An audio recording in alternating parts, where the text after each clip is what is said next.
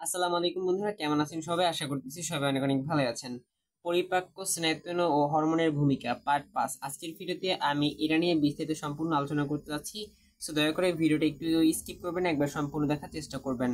Royal of nervous system and hormones and the digestion. পৌষ্টিকতন্ত্র কার্যবাহী নিয়ন্ত্রণ ও স্নায়ু ও হরমোনের অন্যতম অগ্রণীকে ভূমিকা রাখে কেন্দ্রীয় স্নায়ুতন্ত্র। পরিপাকতন্ত্র ও সংশ্লিষ্ট স্নায়ুসমূহ দ্বারা উত্তেজিত হয় এবং বিভিন্ন নির্দেশনা ও সংকেত প্রেরণের মাধ্যমে বলিষ্ঠ ও নালীগ্রন্থসমূহ পরিচালনা করে। বিভিন্ন ক্ষেত্রে সক্রিয় স্নায়ুক কার্যকর থাকে। এক্ষেত্রে দুটি ভিন্ন ধরনের স্নায়ু যেমন ক বর্ণিত স্নায়ুযোগ এবং ইলেকট্রনিক পালসেস এবং অন্যতম অনহিনাস লাইনোজস, যা ইন্টারেস্ট পার্সেস থেকে পরিচ্ছন্ন পরিত্যক্ত ও ক্লিয়ারেন্স নিয়ন্ত্রিত হয়।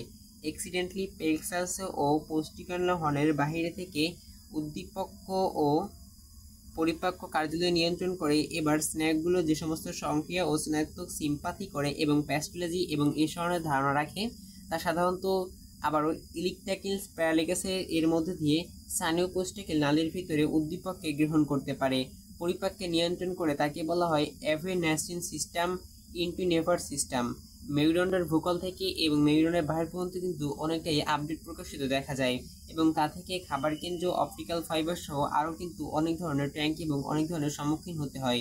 ওকে, সো এগুলো আমাদেরকে অবশ্যই খেয়াল রাখতে হবে। ভাগ্যাস ট্র্যাক ও নার্ভাল পেস্টিংয়ে গ্যাস্ট্রিকের সহায়তা ও তথ্যকরণে গ্যাস্ট্রিকে লোকাল ভাস ও সিক্রেট রেফারেন্স সহ আরও বিভিন্ন ধরনের আপডেট প্রকাশিত হয় আমাদের এই চ্যানেলে। সো এই চ্যানেলের ভিডিওগুলো পেতে হলে অবশ্যই ভিডিওতে লাইক দিয়ে চ্যানেলটি সাবস্ক্রাইব করে রাখতে হবে, তাহলে প্রতিনিয়ত ভিডিওর আপডেটগুলো সবার আগে পেয়ে যাবেন। এই তন্ত্রটি এবং এই সমস্ত নিয়ে আরো বিস্তারিত আমরা আলোচনা করতে যাচ্ছি নেক্সট ভিডিওতে। সো নেক্সট ভিডিও পাওয়ার জন্য অবশ্যই আমাদের চ্যানেলটি সাবস্ক্রাইব করে পাশে থাকা বেল আইকন প্রেস করতে হবে, তাহলে প্রতিনিয়ত আপডেট ভিডিওগুলো কিন্তু সবার আগে পেয়ে যাবেন। আল্লাহ হাফেজ আজকের জন্য।